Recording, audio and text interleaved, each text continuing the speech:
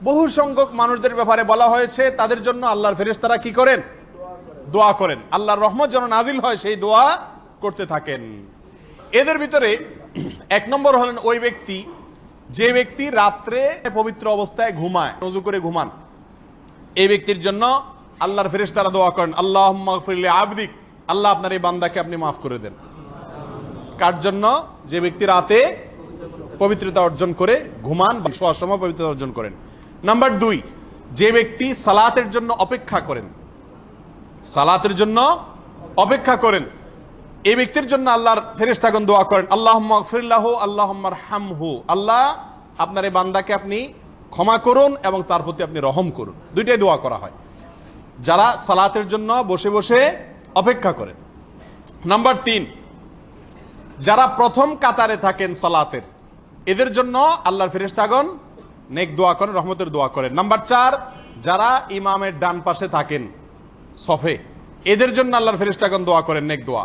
Number 5, যারা কাতারের মধ্যবর্তী ফাঁকা জায়গা বন্ধ করে রাখেন, কাতারের ভেতরে ফাঁকা রাখেন না, কাতারের ফাঁকাটাকে নিজের আগ্রহী হয়ে উদ্যোগী হয়ে সরে গিয়ে ওটাকে বন্ধ করে দেন, এই ব্যক্তিদের জন্য আল্লাহর ফেরেশতাগণ নেক দোয়া করেন। নাম্বার 6, যারা সূরা ফাতিহা পাঠ করে সালাতের মধ্যে এবং আমিন বলেন, তো এই ব্যক্তির আমিনের সঙ্গে ফেরেশতারাও আমিন বলেন, আর সে আমিন যার মিলে যায় তার পিছনে সব গুনাহ খাতা মাফ করে দেওয়া হয়।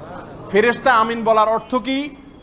আমরা যে দোয়া করলাম সেই দোয়ার সপক্ষে আল্লাহর কাছে আরজি পেশ করা।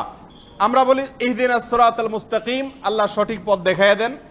সিরাতাল্লাযিনা আন'আমতা আলাইহিম, যাদের প্রতি নিয়ামত দিয়েছেন তাদের পথ এটা দেখায় দেন, এটাই সিরাতুল মুস্তাকিম। গায়রিল মাগদুবি আলাইহিম ওয়ালাদ-দাল্লিন, পথহারা, গোমরা এবং অভিশাপপ্রাপ্ত ইহুদি খ্রিস্টান তাদের পথে যেন না চলি, আপনি সেই তৌফিক দান করুন। এই দোয়া যখন আমরা করি এবং আমিন বলি, সঙ্গে ফেরেশতা যখন আমিন বলে, আমিন শব্দের অর্থ হলো আল্লাহুম্মা তাকাব্বাল, আল্লাহ আপনি কবুল করেন। তাহলে দোয়া করলাম আমি, ফেরেশতা বলল কবুল করেন, তাহলে এটা দোয়া হলো না? ফেরেশতা আমার পক্ষে দোয়া করলেন, এটা অর্জন হবে যদি আমাদের আমিন ফেরেশতাদের সঙ্গে মিলে। 7 নম্বর হলো সালাতের পরে অপেক্ষা করা জিকির আজকারের জন্য। সালাতের শেষে যে দোয়াগুলো আছে সেগুলোর জন্য হুট করে উঠে না যাওয়া এবং দৌড় না দেওয়া, বরং বসে বসে সালাতের পরে যে সমস্ত দোয়াগুলো আছে, আজকারগুলো আছে, নবী সাল্লাল্লাহু আলাইহি ওয়াসাল্লাম বলতেন সেগুলো বলার জন্য বসে থাকা কিছু সময়ের জন্য হলেও এই ব্যক্তির জন্য আল্লাহর ফেরেশতারা দোয়া করেন। নাম্বার 8, ফজর এবং আসরের সালাত স্পেশালি যারা জামাতের সাথে আদায় করে এদের জন্য স্পেশাল দোয়া করেন আল্লাহর ফেরেশতারা।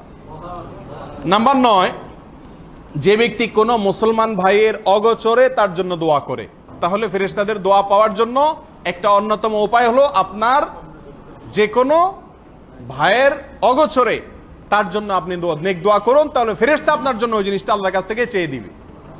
শুধু তাই নয়, কোন কোন বর্ণনা থেকে জানা যায়, বোঝা যায় যে কোনো ভাইয়ের অগোচরে দোয়া করলে তার সঙ্গে আপনার মহব্বতের সম্পর্ক সৃষ্টি হয়।